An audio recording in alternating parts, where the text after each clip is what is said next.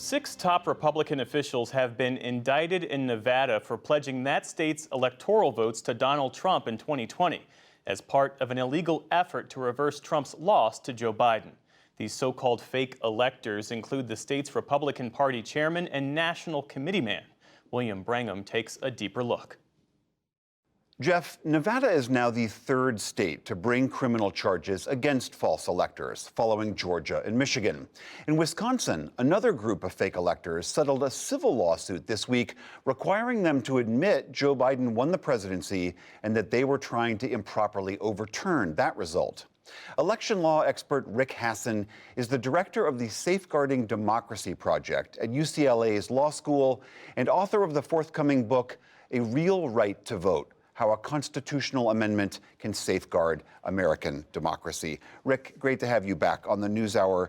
Can you remind us what these fake electors were actually trying to do, how they were trying to insert themselves into the elections process? Sure. Well, after people vote, there's a whole procedure that takes place where the state's results are translated into electoral college votes. There's a date that the electors meet in each state. The results are then sent into Congress, and those results are counted on January 6th. You may remember that at the time that the 2020 election period came, when it was time for the electors' votes to be cast, Trump was claiming that he was actually the victor in a number of these states.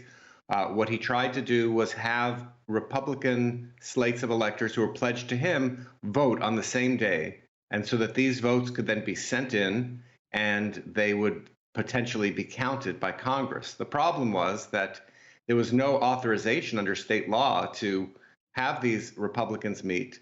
These were all states where Joe Biden won and where the lawful electors were the Biden electors, whose slates were actually sent to Congress, and those were the ones that were ultimately counted on January 6th and then the morning of January 7th.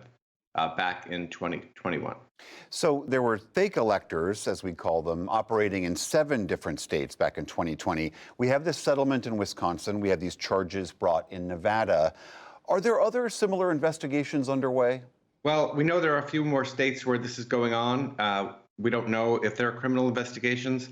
One of the things that happened was that in the Georgia case, which is this sprawling RICO case involving lots of defendants, including charges against the fake electors, there was a plea agreement with one of the people advising Trump, a guy named Chesbro, who was behind this scheme. And he now, after pleading to crimes in Georgia, is cooperating with different state officials. So they may be getting information and evidence that they didn't have before.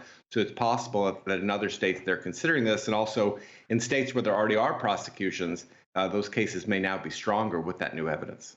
So Kenneth Chesbro, he was one of the architects of this fake elector scheme. And so the sense is, if he's now turning evidence in Georgia, he's said he will participate in all these other cases as well as part of his plea deal? His lawyer said he would talk to anyone. I don't know if it's actually part of the plea deal, but it's something that he said he's willing to do. And presumably he's also willing to talk to federal prosecutors. This could become either part of the Trump election interference case or part of some other cases that the DOJ may or may not bring.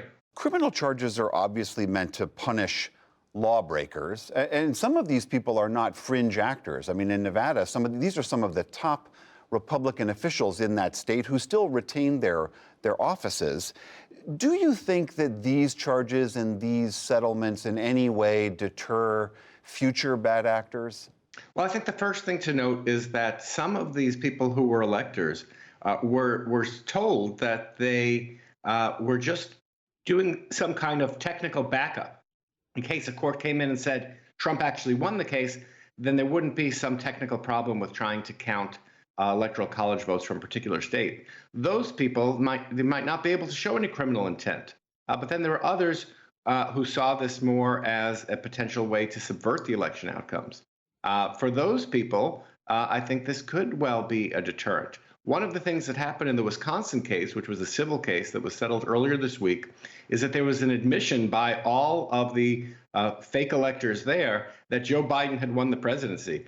Rather than a financial settlement, having these Republican leaders publicly say that Joe Biden won the election was thought to be more important for the plaintiffs than actually getting money, which kind of tells you what the point of some of this is, which is to try to bolster the electoral people's confidence in electoral integrity, and to say that the 2020 election was done fairly, and to deter people from trying things like this in 2024. It is a striking moment. We are still 3 years in, having people certify that Joe Biden won the election. Rick Hasen at the UCLA Law School, always good to see you. Thank you so much. Thank you.